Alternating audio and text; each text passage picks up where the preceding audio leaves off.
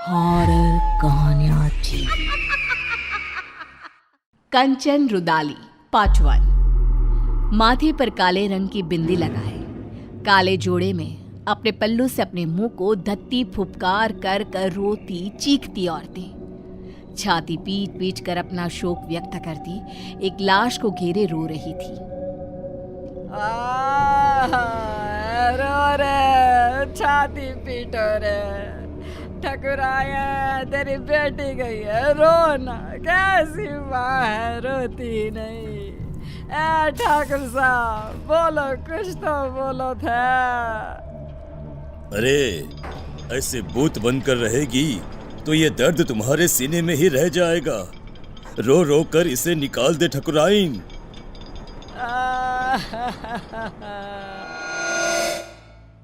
राजस्थान में ये प्रथा सदियों से चली आ रही है।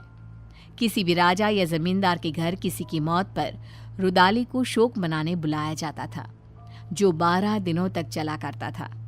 ये किस्सा शुरू होता है राजस्थान के एक गांव बिलासपुर के जमींदार प्रेमनाथ के घर से। ठाकुर साहब के घर किसी चीज की कोई कमी नहीं थी। नौकर चाकर सारी खुशियां, बस था नहीं तो एक बच्चा जो उन्हें पिता कहे। प्रेमनाथ अपने बगीचे में बैठे उदास चेहरा लिए सोचते हैं, कब मेरे आंगन में नन्ही सी जान खेलेगी, कब? अरे इतनी संपत्ति किस काम की है? भगवान पर भरोसा रखिए साहब, वो सबका ख्याल रखता है। कल ही मेरी लुगाई को सपना आया था कि ठकुराइन एक बच्ची के साथ खेल रही हैं। क्या सच में? तो वो श्राप जो हमारे वंश को लगा था? अरे अरे अरे, कितने समय बीत गए ठाकुर साहब, अब काहे का श्राप? कितने दिन ही छिपा करता है, हैं? अब तो आप खुशियां मनाइए। माली की बात सच निकली और ठकुराइन गर्भ से रही और 1 साल में ही उन्होंने एक नन्ही सी जान को जन्म दिया, जिसका नाम निशा रखा गया। निशा यानी अंधेरा, घोर अंधेरा। और निशा की पसंद भी कुछ ऐसी ही थी। बचपन से उसे काली चीजें संजोने का बड़ा शौक था। हे भगवान, ये काली गुड़िया कहां से ले आई? फेंक इसे निशा, डर नहीं लगता तुझे? गुड़िया पूरी तरह काले कपड़े में रुई डालकर बनाई गई थी। गले में लाल रंग के धागे में एक ताबीज, मानो किसी तंत्र मंत्र के लिए इस्तेमाल में लाया जाता हो। ठकुराइन घबरा जाती है और उस गुड़िया को निशा के हाथ से लेकर नीचे फेंक देती है। तुम्हें कुछ हो जाता तो बेटा?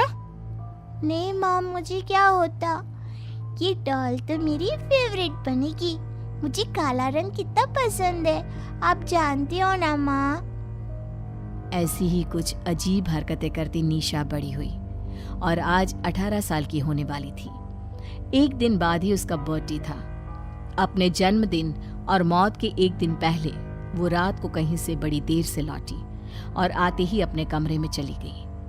और उस रात की सुबह फिर हुई ही नहीं। आज आसमान कितना अलग सा है ना, कितना घोर अंधेरा है। तुम्हें अंधेरे से कैसा प्यार है लाडो?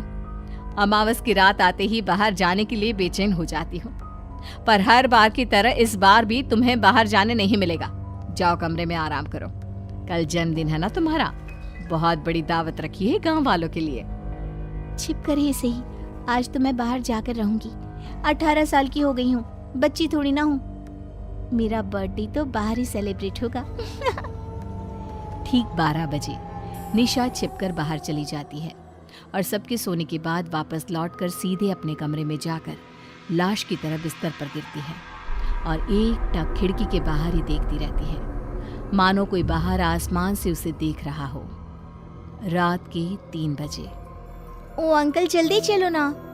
निशा के आगे लाइन में लगा हुआ आदमी अपने हाथ को शरीर से अलग कर निशा के हाथ में देता हुआ कहता है, अरे परेशान कर दिया है, अब आगे वाला बढ़ता नहीं तो कैसे बढ़ूं मैं?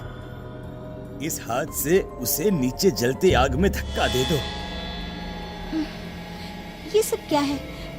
गुनु काका, आप तो पौधों को पानी देते हो ना, आप यहाँ और हम सब कहाँ जा रहे हैं? और आपके हाथ कैसे कटे?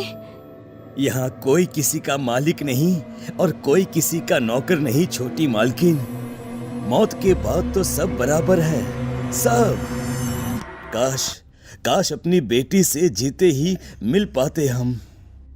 कोई नहीं, तुम मेरे पास आ गई। खैर, देखो हम मर चुके हैं। कल रात ही तुमने भी दुनिया को अलविदा कह दिया। अब तक तो तुम्हारे शरीर को जलाने की तैयारी भी शुरू हो गई होगी। रात को तो मैं घर पर अपने बिस्तर पर लेटी हुई थी। फिर क्या हुआ? काका, ये सब क्या है? मैं सपना देख रही हूँ ना, मुझे वापस जाना है। निशा चारों तरफ देखती है। चारों ओर भूत पिशाच तड़प रहे थे। हमें जाने दो। गलती हो गई। ओह! काका, मुझे बहुत डर लग रहा है काका। कुछ आत्माएं स्वर्ग और नर्क के बीच में फंसी रह जाती है। ये वही दुनिया है, प्रेत लोग। अब पता नहीं कब तक यहाँ रहना होगा। काका, मुझे बचा लो प्लीज। माली अचानक पीछे पलटता है और निशा को नीचे जलती आग में धक्का दे देता है।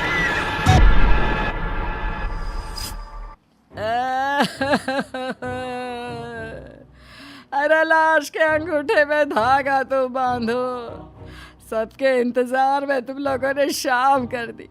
अरे अब रात को लाश को जलाया भी नहीं जाता।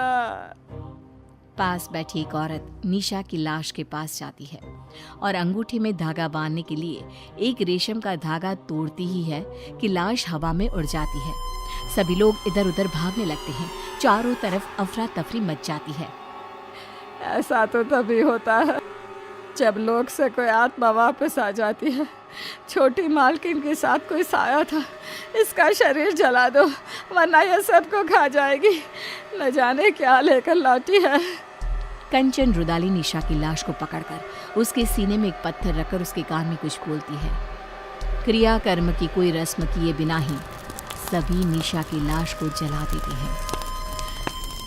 चली गई मेरी बिटिया। अब तो मेरी गुड़िया मेरे पास ही रहेगी। आखिर क्यों प्रेमनाथ के मालिक ने प्रेत लोक से निशा को बचाया? उस अमावस की रात क्या हुआ था? कंचन ने कैसे उसे अपने बस में किया? जानने के लिए देखिए कंचन रुदाली पार्ट 2।